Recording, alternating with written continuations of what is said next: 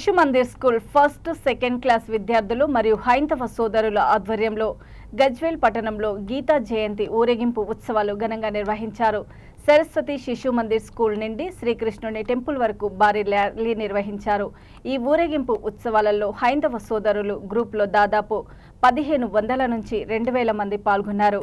గీతా జయంతి ఊరేగింపును మునుపెన్నడూ ఇంత ఘనంగా నిర్వహించుకోలేదని బీజేపీ సిద్దిపేట జిల్లా కార్యదర్శి డాక్టర్ ఆకుల నరేష్ బాబు అన్నారు. కానీ మన హిందువుల ఐక్యత చాటేందుకు ఈ కార్యక్రమాన్ని చేపట్టామని తెలిపారు. వచ్చే గీతా జయంతి ఉత్సవాలు హిందువుల ఆధ్వర్యంలో భారీ ఎత్తున జరుపుకొని హిందువుల ఐక్యతను చాటాలని కోరారు.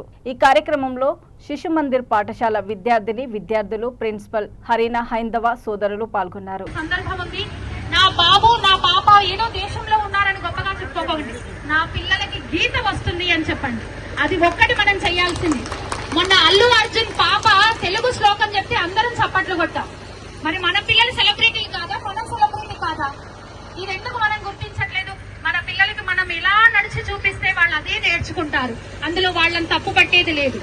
మనం చూపించేటువంటి విధానాన్ని వాళ్ళు ఫాలో అవుతారు. ఇలాంటి ఎక్సర్సైజులు చేయడం వల్ల వాళ్ళకి ఎలాంటి రోగాలు రావు. కాబట్టి అందరికీ ఇలాంటి విద్యను నేర్పించండి. కర్ర సాములు, కత్తి సాములు, యోగా విద్యలు ఇవన్నీ కూడా వాళ్ళని భవిష్యత్తులో బంగారుమయం చేస్తాయి. మనం కూడబెట్టినటువంటి సొమ్ము ఉంటుందో లేదో తెలియదు, కానీ మనం ఇచ్చేటువంటి ధర్మం మాత్రం వాళ్ళని ఎప్పుడూ రక్షిస్తుంది. ధర్మో రక్షతి రక్షితః అన్నారు. అది మనం ఫాలో అవ్వాలనేటువంటి విషయంలో ఈ రకమైనటువంటి మార్పు రావడం అనేది చాలా సంతోషించదగినటువంటి విషయం. మరొక మాట, సాంప్రదాయాల్ని పాటించండి, సాంస్కృతిక వారసత్వాన్ని అందించండి అని కేవలం మాటలు చెప్పడము, కేవలం వాట్సాప్లలో మెసేజ్లు షేర్ చేయడం వరకు మాత్రమే పరిమితం కాకుండా ఈ ధర్మాన్ని మనం ముందుకు తీసుకువెళ్ళాలి అంటే ప్రతి ఒక్కరూ ఆచరించవలసినటువంటి ముఖ్య విషయం ఏంటంటే కేవలం భగవద్గీతను ఒక స్తోత్ర పారాయణం, ఒక గ్రంథము ఇంట్లో కూర్చొని మూలకుండి పెద్దవాళ్ళు ఎవరో చదువుకోవాలి అనే గ్రంథంగా మాత్రమే తీసుకోకుండా ప్రతి వాళ్ళు కూడా నిత్యం ఒక్క శ్లోకం పారాయణ చేసే అలవాటును ఉంచుకోవాలి. ఎందుకంటే మహాత్మా గాంధీ గారు చెప్పి ఉంచారు ఏమిటంటే, మనకు కష్టం వచ్చినటువంటి సమయంలో భగవద్గీతను ఏదో ఒక్క శ్లోకాన్ని పట్టుకొని వెతికి చూడు, ఆ శ్లోకం యొక్క అర్థం నీ సమస్యకు పరిష్కారాన్ని అందిస్తుంది అని మహాత్మా గాంధీ ఎన్నడో చెప్పి ఉంచారు. కాబట్టి అటువంటి పెద్దల యొక్క మాట యద్యదాచరతే శ్రేష్ఠ తత్తదేవేతరో జనః సయత్ ప్రమాణం కురుతే లోకస్తు అనువర్తతే అంటే పెద్దలు ఆచరించి చెప్పినటువంటి మార్గం మన వాళ్ళు గుట్టిగా ఎవరు ఏమి చెప్పలే, వాళ్ళు ఆచరించి మనకు చెప్తున్నారు. కాబట్టి క్లిష్టమైన పరిస్థితుల్లోనే నీ సమస్యకు పరిష్కారం ఎక్కడో వెతుకుతావురా, భగవద్గీతలోనే ఉంది అని ఎన్నడో మన పెద్దలు చెప్పి ఉన్నారు. కాబట్టి అటువంటి మాటలను మనం ఇవాళ నిత్యం మన పిల్లలకు చెప్పితే చాలు.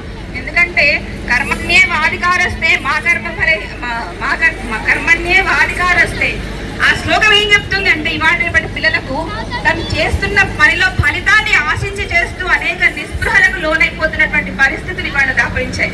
పిల్లలకు అసలు ఆత్మ బలం అనేది లేకుండా పోతుంది. కాబట్టి ఈ పరిస్థితులన్నింటినీ మనం విద్యార్థి దశలోనే వాళ్ళకు గట్టిగా చెప్పి వాళ్ళకు బాగు చేసినట్లయితే సమాజానికి మంచి విద్యార్థులను అందించినటువంటి వాళ్ళం అవుతాం. కాబట్టి ఎవరో పెద్దవాళ్ళు చదవలసినటువంటి గ్రంథం కాదు, 1వ తరగతి నుంచి మనం నిత్యం ఒక్క శ్లోకాన్ని చెప్పి మన భగవద్గీతను తిరిగి మనకు దానికి మహర్దశను పట్టించే పని చేద్దాం.